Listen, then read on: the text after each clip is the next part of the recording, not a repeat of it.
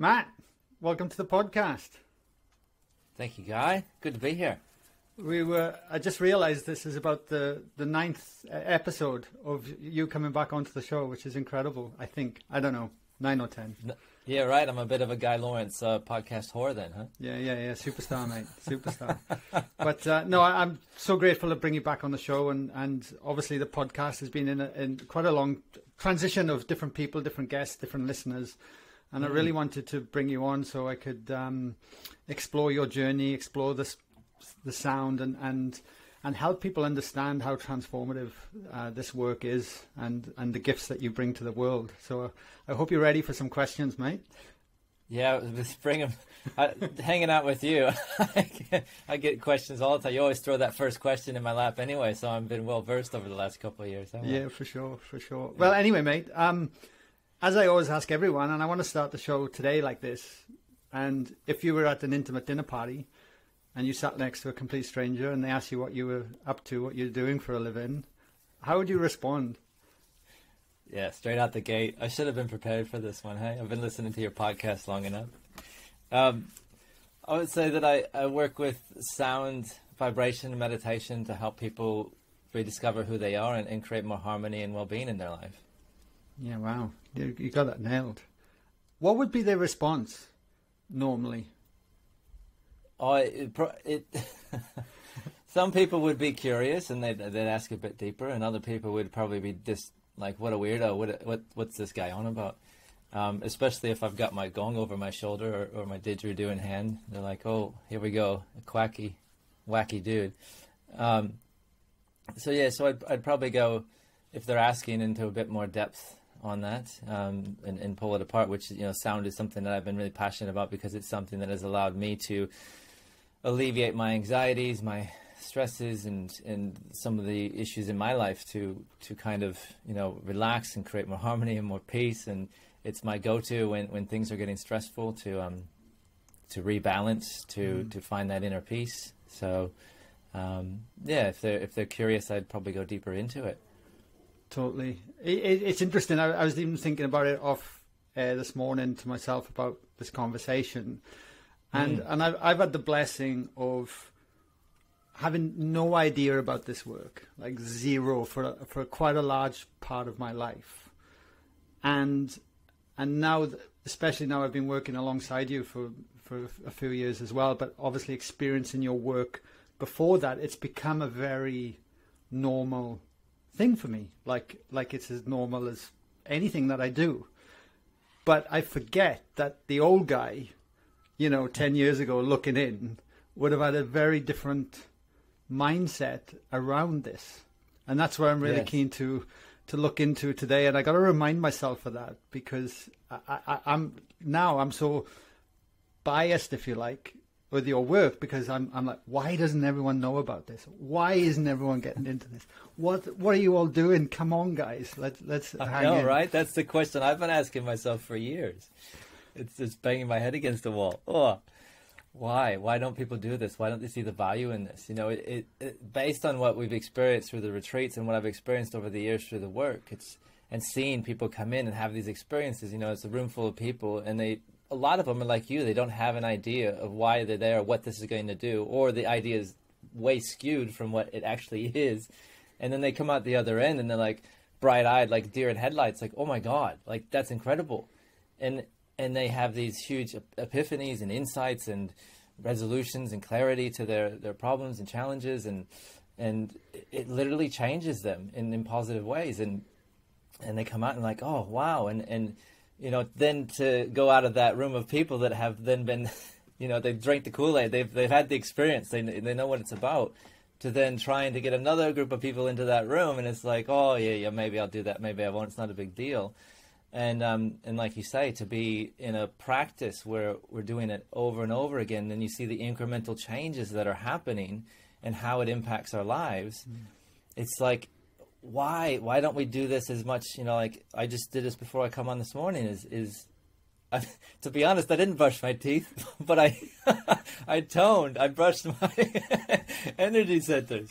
It went through with the sound. Like that's more important to me than brushing my freaking teeth, because I know how that impacts my day, And then everything just opens up and flows more smoothly. And to me, it's like, why isn't everyone else doing this? They're so busy, how's my hair? Where's my makeup? This and that. And then they go into their day, they're stressed. They're not in an optimal condition within themselves to meet the world and their relationships. And they come out at the end of the day and they're falling down, having a sip of wine and like trying to unwind from this stress response and this chaotic environment that they've co-created with everybody. But yet if they just took 5 minutes to stop and use sound, the sound of their voice, it doesn't even have to be like, these instruments that I work with. I mean, we can get into that if you want to and how that works, but it's just a simple elongated tone of our voice creates a harmony and a well-being and stimulates not only a meditative state of relaxation that, oh yeah, it's nice if I could be relaxed, but I got so many things to do in my life. But it also is creating a stew of biochemistry that elicits creative thinking and more efficient modes of being in the world, as well as then the neurology gets balanced, which actually, as you talk about, is the basis of everything, is our nervous system, is how we perceive the world and meet the world and make the choices and take the actions that we do in our lives. That gets impacted to work more effectively and efficiently.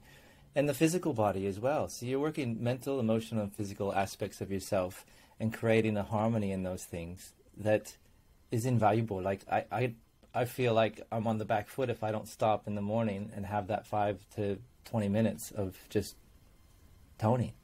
Totally.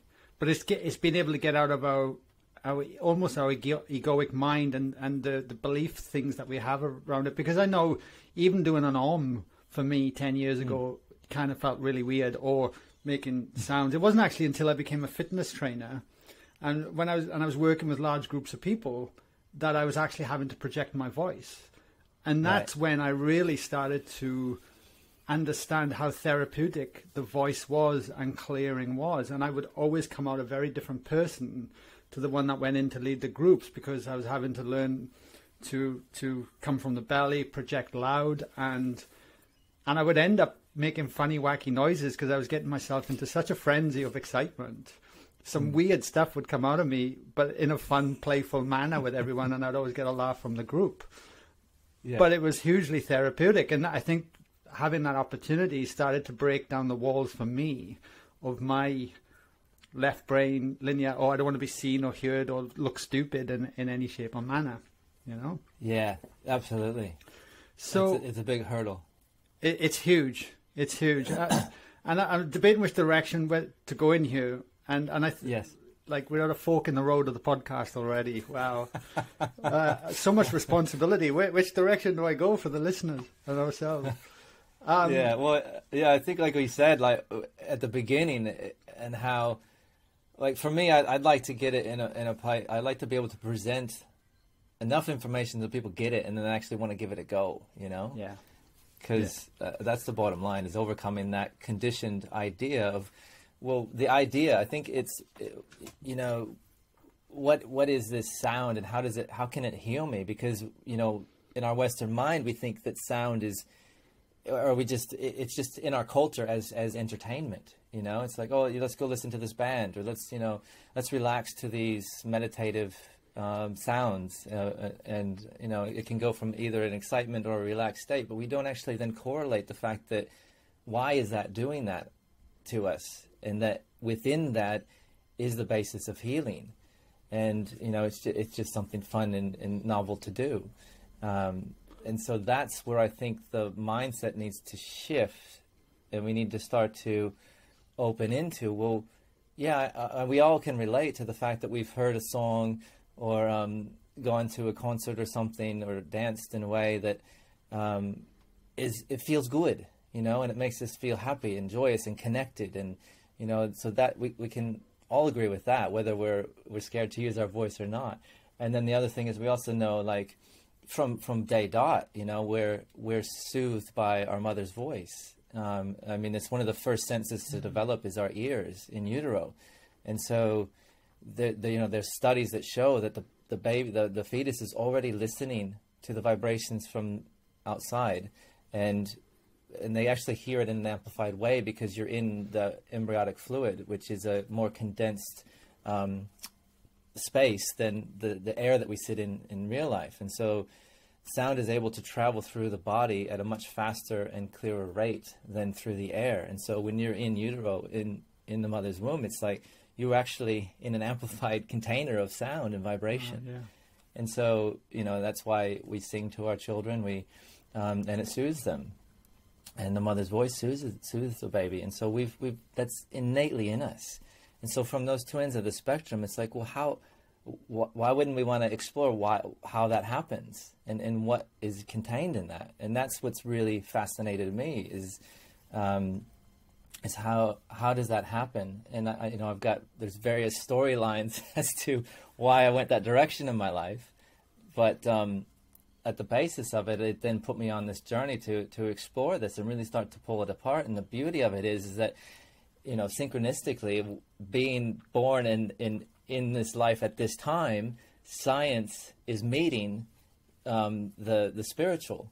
And so a lot of what the ancients and mystics have talked about for millennia, which actually got sideswiped because of science, it's interesting, is that, you know, we came into that industrial age and the mechanical age, and like everything was machine, and we looked at the body as a machine and then separate components. And like, this is where modern medicine developed, was out of that mindset. So all the philosophers like, you know, Socrates and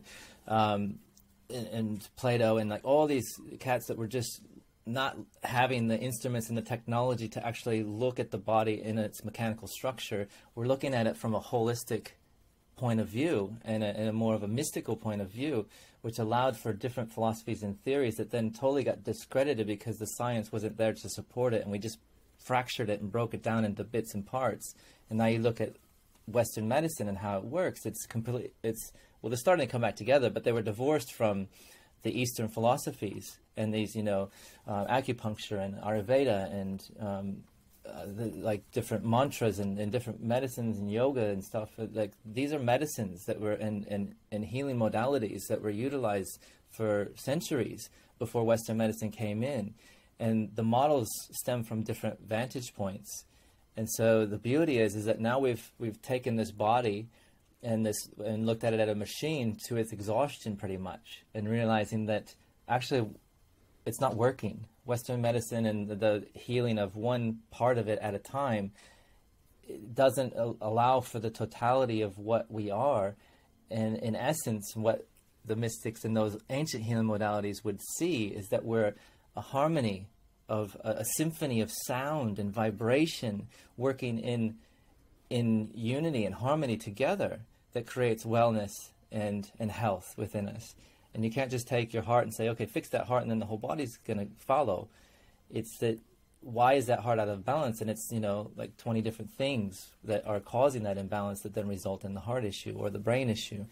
And I've just been listening to another audible book about sound and medicine. It's a woman who's I forget her name, but she's got the study. She's studied Ayurvedic medicine and Western medicine, and she's one of these people that are bridging these worlds and starting to put the biochemistry in with the philosophy and the mantras and this and that. And it's really fascinating to listen to her talk, and this idea that, you know, there's two main components in sound healing that are happening, in that we've got resonance and we've got entrainment. And so these are two concepts that, once you start to understand these things, then you start to open a sense of exploration and a curiosity. So resonance is basically, if you've got two objects, so like a tuning fork, for example, that are the same frequency, and you strike one of the tuning forks and you put the other tuning fork next to it, then that fork too will vibrate. So that's resonance, is that objects with a similar frequency, so that's the speed that they vibrate, will encourage each other to vibrate. Okay?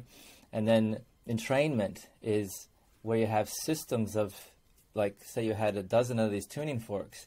Well, a better example for entrainment is like a flock of birds or a school of fish, and you know they swim together, and they'll fly together to create the most efficient system and move in harmony with each other. And so if you then take those concepts and put it to the physical body, or consciousness even, is that every cell, I mean, you can go down to every cell and actually the components of the cell, and each has its own unique frequency. And each part of our body then, so the makeup of cells, then each organ, each bone, each system has its own frequency, which is the combination of those frequencies. So in essence, if you go back to the cells, then just by nature of resonance and entrainment, our system is naturally going to want to find its most efficient way of functioning.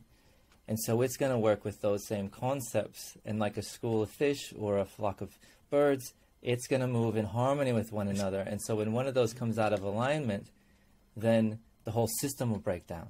Amazing. It's getting back to the rhythm of nature, isn't it? That's it. And beautiful. We are so disconnected from nature as well. We just don't know. And you put anyone in nature for a weekend, you know, you go away. What do they always say? Oh my God, I feel so much better. You know, because they've just gone back into resonance with the laws of the universe. With the natural harmony of life. Yeah. And nature. Like, and that these are studies that they're doing. You know, a sound of a jackhammer or traffic is a different frequency than the sound of birds chirping or waves crashing. And that the waves crashing and the birds chirping and these types of sounds actually have a specific vibration that elicits a healing or a relaxation response within our bodies, whereas the modern sounds are more fast and invasive that elicit a stress response. And so if you then look at that, you say the world that we've created and we live in is creating a stress response in me, but the natural world that I was actually birthed in from millennia of evolution creates a relaxation response in me. Well, there's a problem right there. Totally. And then you go into what science, you know, that I think we talk about this study is like, what is it, 85 to 90% of all disease is stress related. Yeah. So wouldn't we want to create more harmony, literal harmony within ourselves? We become so addicted to the stress, right? That's it. You know, when you talked about the entrainment part, I thought that of a grandfather clock. And you put all the clocks in the room and they can all be out of entrainment, but they will all sink back into coherence over time. Over time, yeah, that's it. Yeah. And the second question I had for you there as well then is, because we are so conditioned to look outside of ourselves to fix a problem. Yeah. Right? So and ultimately, for me, what this a lot of this is about is bringing ourselves back, finding a harmony and a peace with us each day, or at least parts of it, to then start to recondition the body that has gone out of alignment, to bring in that re-entrainment, to then slowly influence ourselves to make different choices and better choices that are going to support more harmony and resonance and peace in our day. How much do you think sound then is having an impact on that? You lost me in that long question. So how much is sound having an impact on creating a harmony within us? And in a well-being. A relaxed state? In inner well-being, yeah. Well, it's everything. It, like 100%. I think what we gotta do is we gotta open up what sound is, and I think that because we have ears, we look at sound as those frequencies that we hear with our ears. So 20 to 20,000 hertz. Okay, that's our range of hearing. And most of us would stop there and we'd say, okay, well, that's sound. And I'm just going to look at those sounds that I hear as how is that going to heal me? And what's coming around and why these ancient philosophies and healing modalities utilize mantra and chanting and sound in their practices is that all of consciousness is actually vibration or sound, and that we need to open up beyond what we hear with our ears and start to look at the totality of consciousness and reality in its vibrational state and realize that we actually have the capacity to work not only with what we hear with our ears, but beyond that. I mean, we're already using ultrasound and infrasound, which are sounds, oops, there's my bowl, sounds above or below what we hear with our ears in ways to heal. I mean, nobody questions the fact that ultrasound works and that it's sending frequencies and able to look into the body, see the fetus as it's growing, find tumors. There's so many things that they're using ultrasound for, in a way to explore the body based on the philosophies of resonance and vibration and sound. And then now we're also using infrasound too, the lower frequencies, and they're targeting kidneys. I mean, these are tested and used therapies in hospitals. Is that they're blowing up kidney stones with vibration, and they're shrinking tumors, and they're actually using focused ultrasound to work into the brain and deactivate different neural pathways based on that theory of resonance, that they tune to the frequencies of those neural pathways, those neural networks. And then because they're in resonance, they send an amplified sound or vibration to that. And then that resonance actually then allows it to vibrate to such a state that it's kind of like a glass. You know, you ever see the opera singer that sings to the glass and the glass shatters? Well, the same theory and the same philosophy is working. I mean, this is not theory anymore. This is happening. They are able to send sound vibrations beyond what we hear into our brains and actually shatter cells and structures, and in that create a healing. And they don't have to then drill into the head or cut the head open or body open. They're actually able to focus that directly to the point that they need to work. And it's like, wow, this is insane. It's mind blowing.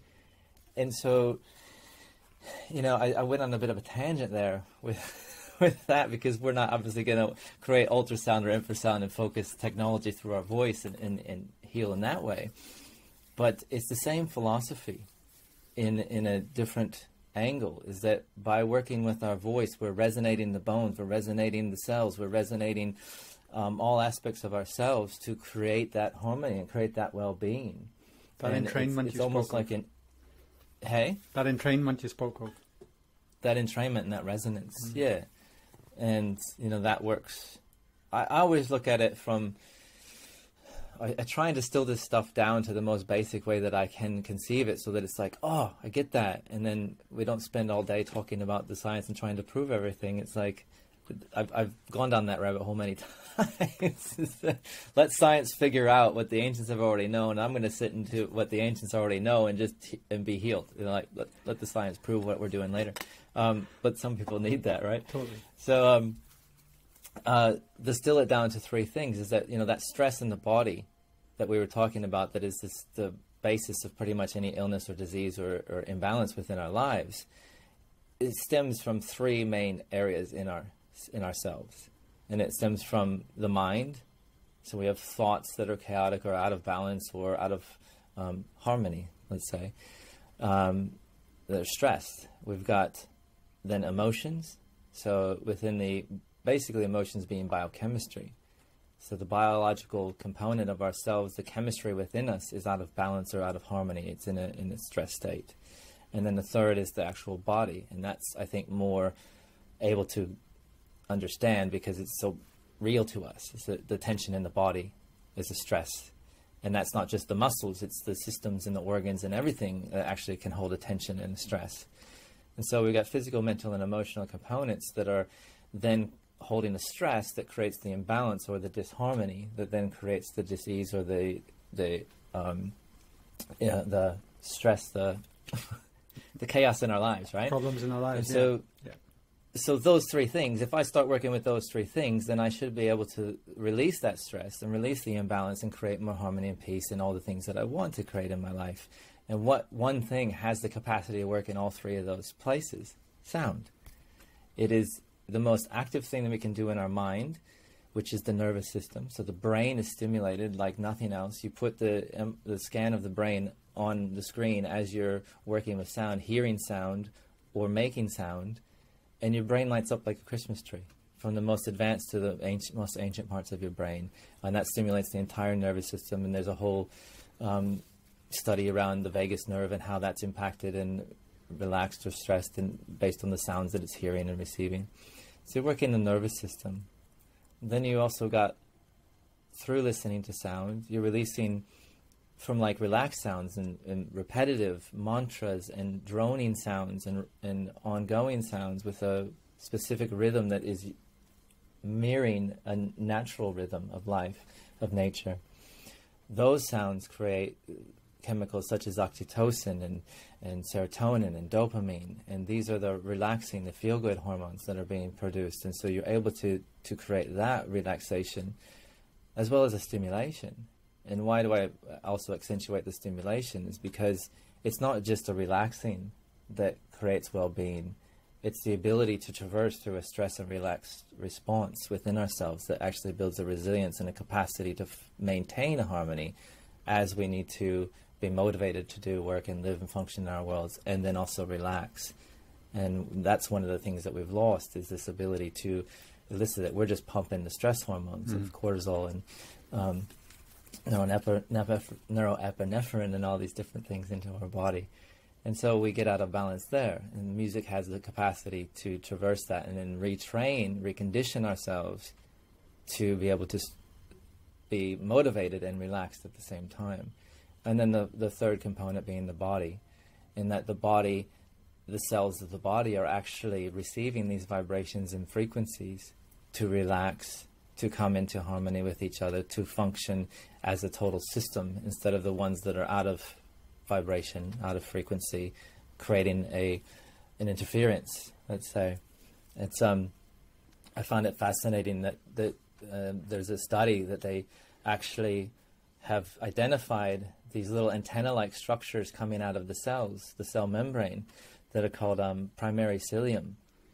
And these are almost like tuning forks. They stick out of the cell, and they're little protein like antennas. And they've actually proven this. They've seen, this is a documented study, in that those cilia are able to, they're able to receive the vibrations of sound, of light, of radio waves. And so each cell of our body has these antennae. And it's not just that they're receiving it, it's that these protein-like structures, when they get impacted with these vibrations and through resonance, so if those frequencies are hitting a similar tone that resonates with them and they start to vibrate, then that triggers an electrical response that then changes the cell structure. Okay? And so in essence, the sound and the vibration that we're hearing around us, the external as well as the internal, is then triggering a vibrational response that causes that cell to change. And so within that, now they're starting to explore, well, is there certain frequencies and vibrations and tones that I can utilize to target those cells that aren't resonating at their normal frequency and create a health and a wellness? And so, yeah, I don't know how else, that's the best I can explain. That's amazing. Even Bruce Lipton is talking about that. And, yes. And he speaks about the antennas, that's actually picking up the frequency of our consciousness. And that's our connection to source. Fascinating. Like, that blows my mind. That's it, the 0 point field, right? Yeah, and that's the other thing that there is, that we tend to think of this empty space as empty space, but it's not. It's subtle vibrations. And I was actually, there's Max Planck. He's got a quote when he's he's basically one of the founders of quantum physics, Max Planck. And I think he got a Nobel Peace Prize in 1918 or something like that. But I just actually have his quote up here on my screen. As you do. Is that he talked, when he received that award, he said, all matter originates and exists only by virtue of a force which brings the particle of an atom to vibration and holds this most minute solar system of the atom together. And it's like these subtle energies of space that are out there. And this is what he's looking at, the quantum realm. The space between the atoms actually holds these vibrations that are turning and torquing on themselves to create almost a vortex of compression that then sends antimatter or the subtle energies into form.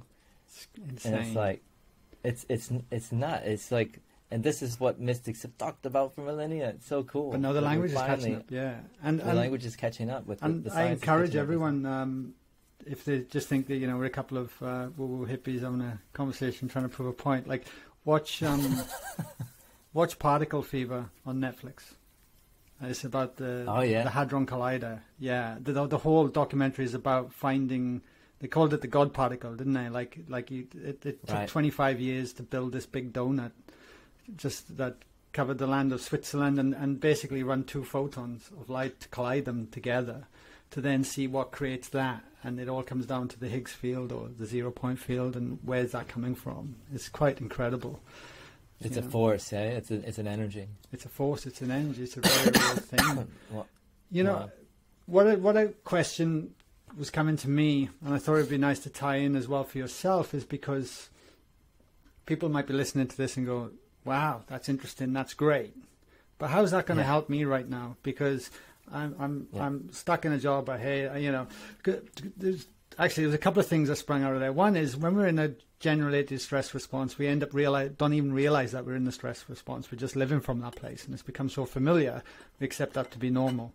And it's proven that when you're in a stress response and living from that place, your decision making is very different to when you're not in a stress response. So you end up cascading the effects, the way you speak to people, the way you behave, the attitudes, the habits you embrace, the foods you eat, the movements and lack of movements you do are all kind of then triggering into from a place of choices coming from the stress response. So that's why I love this work and why we do what we do, because once we start to impact the core, we can actually start to influence the decision making, which for me is everything, because poor decisions lead to poor, it shows up in our life at some stage further down the track. There's no avoiding it.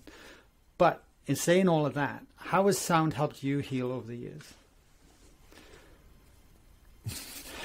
That last bit though, you just spun it back on me. I was like, okay, where's he going? You threw me there, mate. So because the reason why I asked that question is because I think if you could share a part of your own journey and how it showed up for you in your life in different ways to where you are now, I think it would certainly help people relate to where they might be feeling stuck and certain areas in their life right now, and then have an actual tangible kind of idea of Yeah, absolutely. No, and I hear you. I'm just pulling from the wells of my history to find where this because it shows up in many different ways.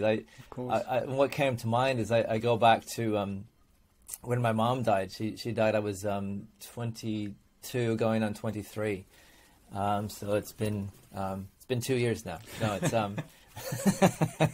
been 20-some years, and I was at university at that point, and I remember it was.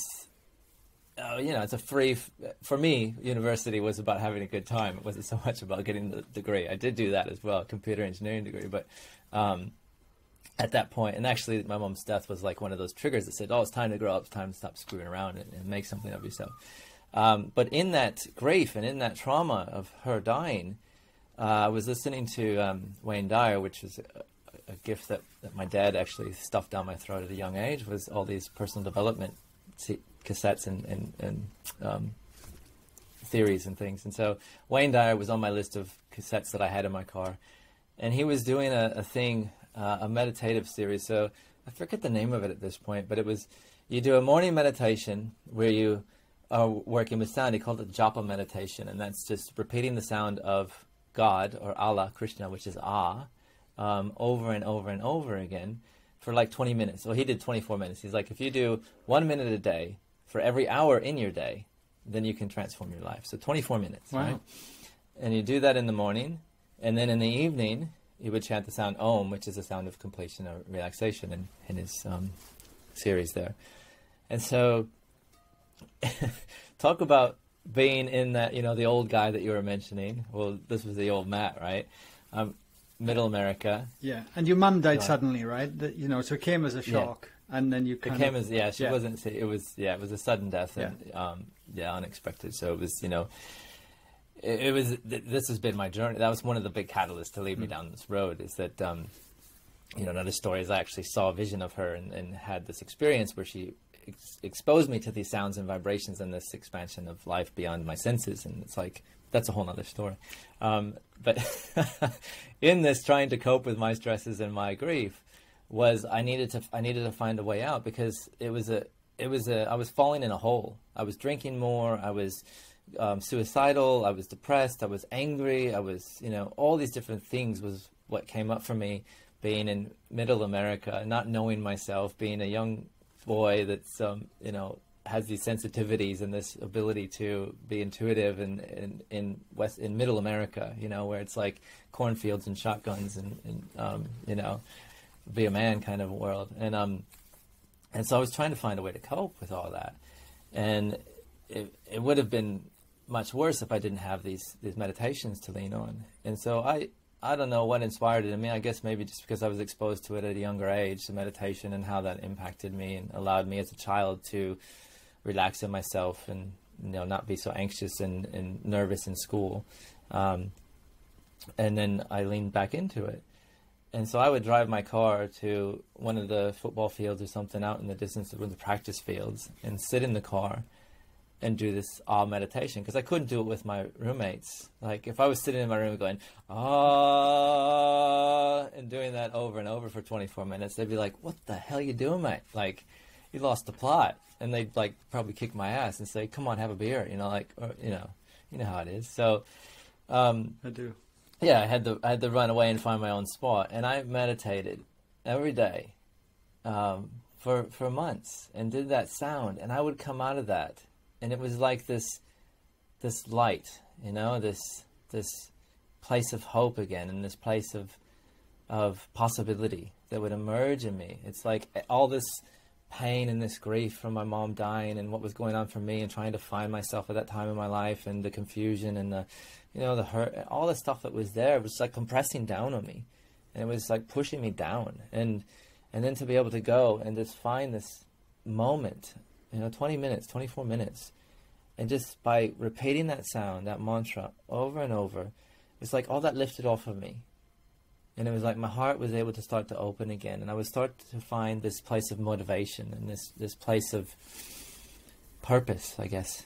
And like I wanna move forward with my life. I want to live my life. I want to make something of myself. And it was from that practice that then allowed me to finish my studies and graduate and move into that career, and it just rolled on from there. And, you know, doors open when we start to take action and inspired action in our lives. So, you know, that to me is very precious and something that I always remember. And yeah, I'd never heard that story. All the years I've known you, I'd never heard that.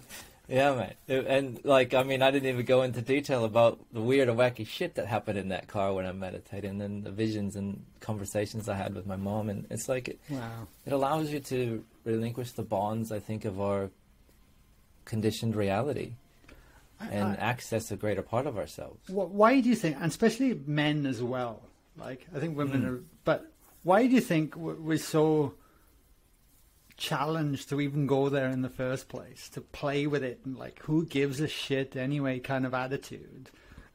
And there's this wall, you know, because even I keep thinking back to the retreats, and especially the ones we've just run January and March, and there's been numerous people that brought their husbands, wives that brought their husbands, and the husbands were there purely because the wives said come, you know. I don't know how much, but they were supporting or whatever, and step into this world with, like, if there was a minus on the 0 Richter scale of what they were expecting, then it would be a minus expectation, you know.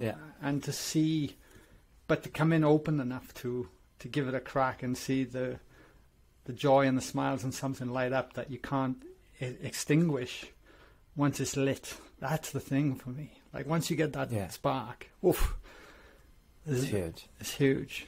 So there is a question in there somewhere for you. Yeah, well, probably why is it so hard for men to go to that place? Yeah. And I think, I mean, this is a huge question, and something that, like you say, is so beautiful to see these men. Not only men, it's like, I think it's just, as humans, we shut down in different ways. I mean, obviously women are more connected to their emotions based on the conditioning that they've had and how they are in their bodies. I mean, it's a different way of being in their bodies. But for me, I can only pull from my experience and being in that Middle America world, family being very supportive and nurturing and caring. Yet, you know, I remember times in my basement where I would choreograph different dance things to songs that I liked, and it was like, oh, that's cute, you know, but, you know, go study your maths, you know? And it's like, and then I watch my girls, and I mean, obviously I'm a different person than my parents and the environment that I grew up in, but it's like girls dance, and they're encouraged to go into ballet. They're encouraged to go into choir and sing and play instruments more so than I think boys are. Boys are like, oh, give them a ball, you know, go play some sport, you know, do this. And, you know, they're all beneficial, but there's a creativity that gets squelched, I think, more so in boys than in girls. And to me, creativity is spirituality, is life.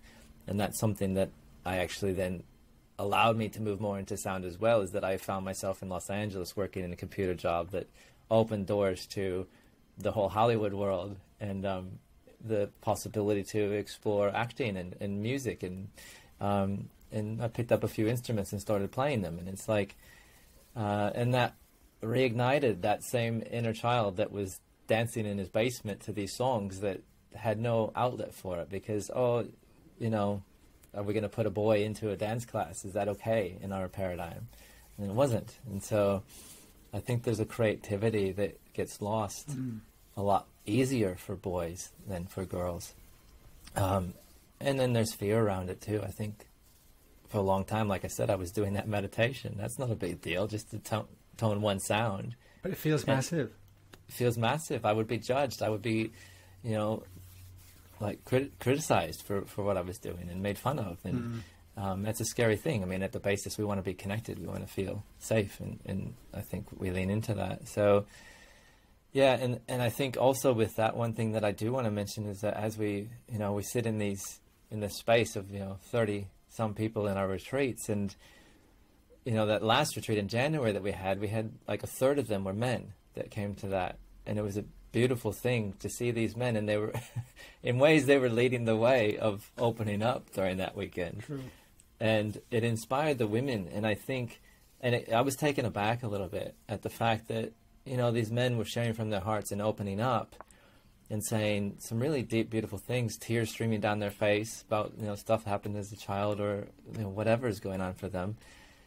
And the women in the room, like, jaws dropping, like, what was voiced by some of the women is like, oh, I didn't know men could feel like that, or had that capacity.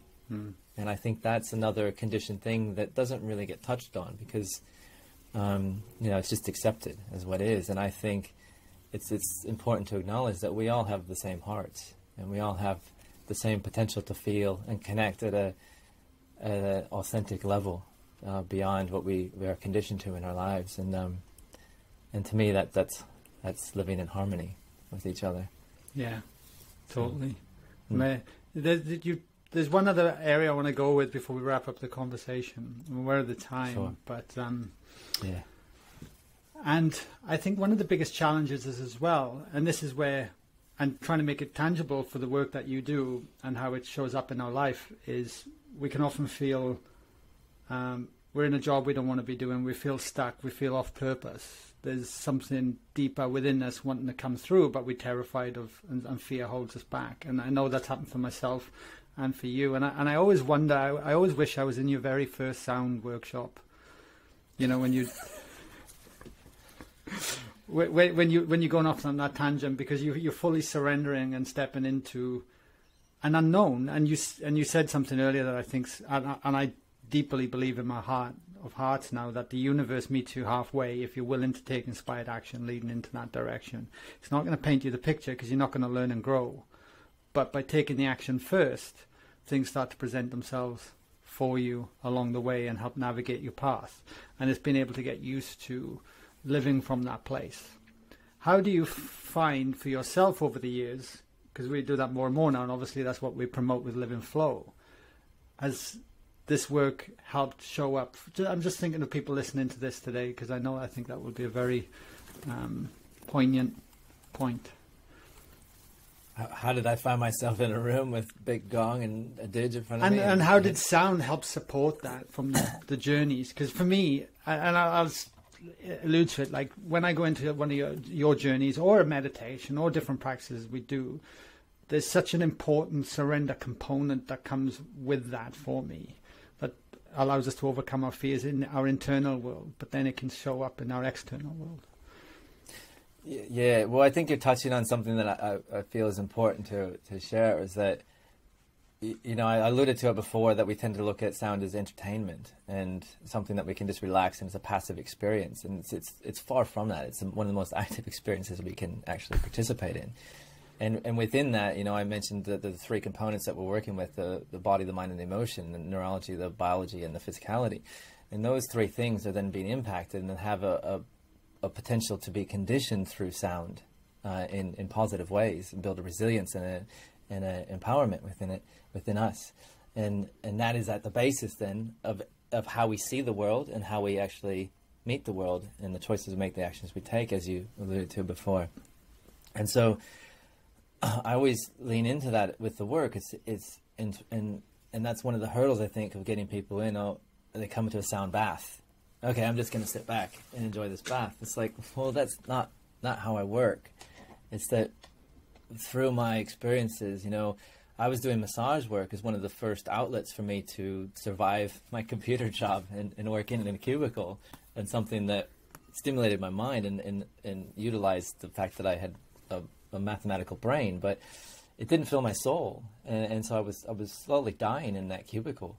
Working on a computer, and so one of the first outlets was, you know, acting class, and then also I did massage work, and in that massage work, then I was starting to feel into what people were feeling, and then from that exploration led me to, you know, a master's program and learning more about psychology and how everything works. But inside of that, I was realizing that there's vibrations and there's frequencies, and I actually then used tones because I was, you know, playing in a band and doing acting and, you know, using my voice and this kind of thing. And so it just kind of met each other in the massage room and said, I wonder if I push on this muscle that's tense and I'm, you know, really working that muscle to try and relax it, what if I just send a sound into that? And I did, and I would just tone a simple, like an ah sound, like what I was working with Wayne's process. And people's bodies would relax, their muscles would relax. And so that would open up a door to me. So what's going on there? And it was an active thing, in that they then would exhale, or their bodies would then resonate with those vibrations and elicit emotions, which are another vibration, our thoughts. And it would help them gain an insight to where they're holding a resistance within themselves. And I think then that, you know, the story can go on and on. I could talk another hour about that journey. But, you know, through the different modalities that I then started to play with and work with, sound and frequency were at the basis, and that in our own voice is then a breath, and that in order to make the sounds with our voice, we have to elongate and strengthen our breathing, which again, you've got some podcasts about that, which are incredible. But in all that, it's the letting go of the resistance. And I think in each one of those steps, it was just, in my journey, I just kind of have these moments where I'm like, well, let me just try this. Let me just explore this. And in that curiosity and that surrender, like, it doesn't make sense, but let me do it. I mean, the first time I started bringing more sounds in, I had a smaller gong than this that didn't sound very good.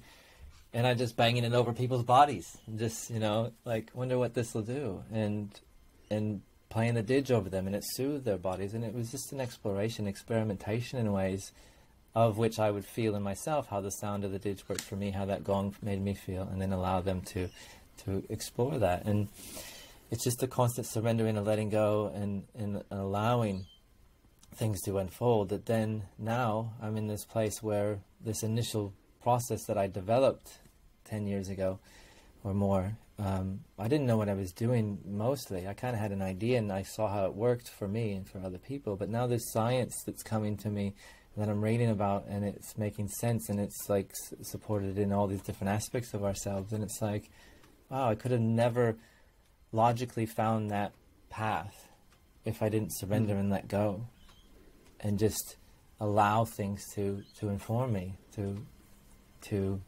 inspire me. And I think that's something that we all can lean into. And it's not just a laying down and letting it happen. It's like in each one of those moments where I had this inspiration or this thought to try something new, I had to actually do that new thing and step out of my comfort zone to allow life to meet me. And and that's what I like to teach in the processes and working with the sound and vibration, is a visceral experience that gives people an opportunity to look at their totality of themselves, mental, emotional, physical, and start to explore, where is there a resistance in me that I'm holding and not allowing life to move through me, and then in essence creating the possibility of something more. Because I think that's at the basis of the stress response, is a contraction in a stress response. And what does a contraction do? It creates a holding. And if you try and hold any aspect of life, it dies. It can't sustain itself. Your breath is a rhythm that is breathing constantly. And you try and hold it, it will cease.